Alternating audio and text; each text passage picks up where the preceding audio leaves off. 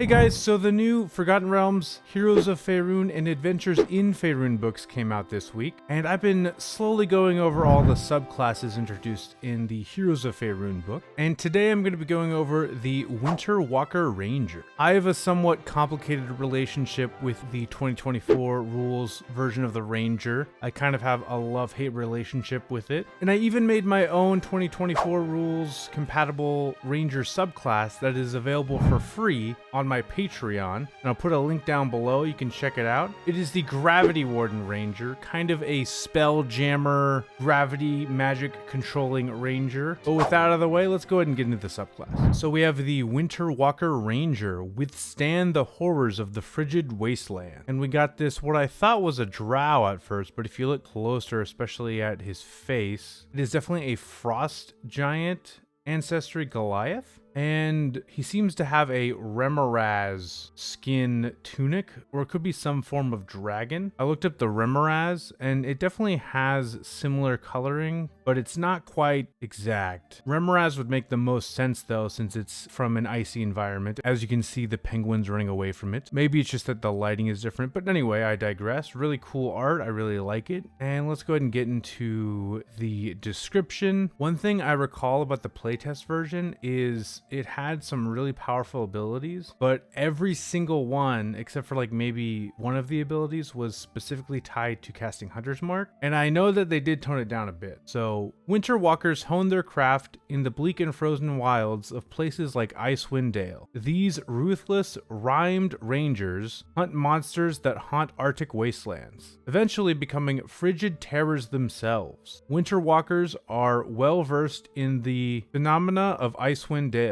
including the latent magic of fallen netherese cities, enigmatic monsters like yetis and crag cats, and the rising threat of Underdark invaders. Due to their cold pragmatism, terrifying magic, and mastery of the region, Winter Walkers are regarded with equal parts respect and fear. 10-town citizens say that Winter Walkers' frequent exposure to malignant entities gives them their fearsome power. Many raghead nomads, on the other hand, believe that nature spirits bestow on Winter Walkers a unique curse. So pretty cool lore, I will say, but let's go ahead and get into the abilities. We have Frigid Explorer. You gain the following benefits: biting cold, damage from your weapon attacks, ranger spells, and ranger features. Ignore resistance to cold damage. One thing to keep in mind about cold damage is cold damage has a lot of creatures that are resistant to it and very few creatures that are immune to it. I actually have a whole video where I went over all the 2024 cold damage spells and I rated them, and I also dumped some info just about cold damage in general, and you could check it out up in the cards. So this is actually a lot better than people realize. You also gain frost resistance yourself. Then we have polar strikes. When you hit a creature with an attack roll using a weapon, you can deal an extra 1d4 cold damage to the target, which can take this extra damage only once per turn. When you reach ranger level 11, this extra damage increases to 1d6, so a very tiny amount of damage, but you can do it to multiple targets per turn. You just can't do it to the same target per turn, which I feel like is kind of ridiculous, but whatever. There is some potential build synergy you can do with one of the new feats added to the game called Coldcaster, and I'm definitely gonna try to make a Winter Walker Ranger build at some point, so we're gonna experiment with that and see what we can get done. But then you also get, at level 3, Hunter's Rime. Ice rimes you and your prey, protecting you and hindering them. When you cast Hunter's Mark, you gain temporary hit points equal to 1d10 plus your ranger level. Additionally,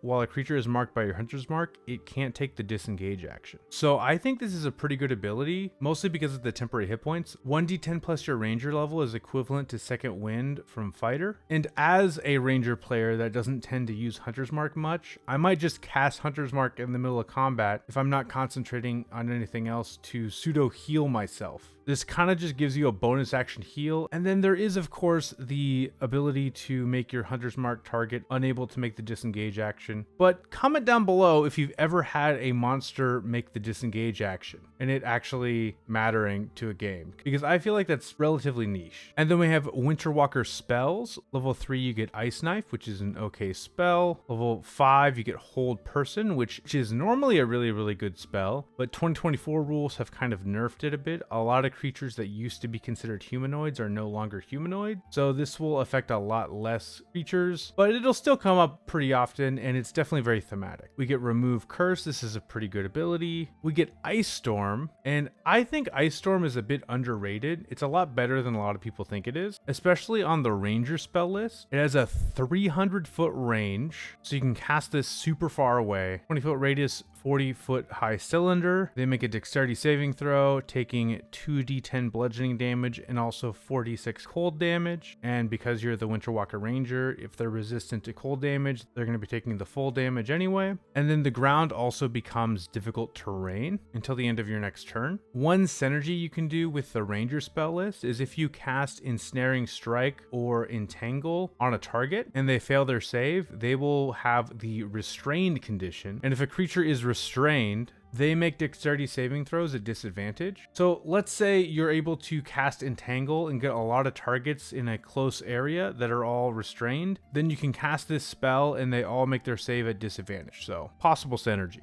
And then we also get Cone of Cold. Cone of Cold is a pretty alright spell, but you're a ranger, you have Conjure Volley and other cone-like spells that do a better damage type and more damage, so I feel like this is just kind of a thematic pickup, which is fine. Then at level 7, we have Fortifying Soul. Your experience surviving harrowing environments allows you to bolster your allies in addition to yourself. As a magic action, choose a number of creatures you can see equal to your Wisdom modifier, minimum of 1. Each chosen creature regains hit points equal to 1d10 plus your ranger level and has advantage on saving throws to avoid or end the frightened condition for 1 hour. Once you use this feature, you can't use it again until you finish a long rest. This is a really good AoE heal. It's actually better than the Baronet Fighter, but I digress. I really like this ability. It is only once per long rest, but this makes this ranger a very supporty ranger, and you could even cast this as a magic action, heal yourself and everyone else up, and then bonus action Hunter's Mark and give yourself a bunch of temporary hit points. So you could really help yourself and the party all with 1 round. So yeah, I really like this feature. Then we have a Chilling Retribution. When a creature hits you with an attack roll, you can take a reaction to force that creature to make a Wisdom saving throw against your spell save DC. On a failed save, the target has the stun condition until the end of your next turn. While the target is stunned, its speed is reduced to 0 feet, because the updated stun condition does not do anything to your movement, which is interesting. You can use this feature a number of times equal to your Wisdom modifier, minimum of once, and you regain all expended uses when you finish a long rest. I'll go ahead and read stun just so that you guys remember what it does. You experience the following effects. Incapacitated, you have the incapacitated condition. Saving throws affected, you automatically fail strength or dexterity saving throws. Attacks affected, attack rolls against you have disadvantage. So keep this in mind. There's spells like Ensnaring Strike, like I mentioned earlier, and Entangle. Those are both strength saving throws. You could use this on your reaction and then potentially have an auto entangle or an auto ensnaring strike because it lasts until the end of your next turn. So that's pretty sweet. Pretty good synergy, actually. Before I talk about the level 15 feature, I want to mention something about the level 3 features. And this is something I wish for basically all the Ranger subclasses. I wish I was able to use Hunter's Rime without casting Hunter's Mark. It would be great if I was concentrating on something like Conjure Animals or Conjure Woodland Beings, and if I could use a bonus action to consume a use of Favorite Enemy and then gain these temporary hit points. But unfortunately, that is not an option here. And then level 15, you get a cool new ability, but the synergy is all messed up, so let's talk about it. Frozen Haunt, when you cast Hunter's Mark, you can adopt a ghostly snowy form. This form lasts until the spell ends, and while you are in this form, you gain the following benefits. Once you use this feature, you can't use it again until you finish a long rest, unless you expend a level 4+ spell slot. No action required. So before I say what it does, if you activate this and you want to use Hunter's Rime a second time, you just can't, because as soon as that casting of Hunter's Mark ends,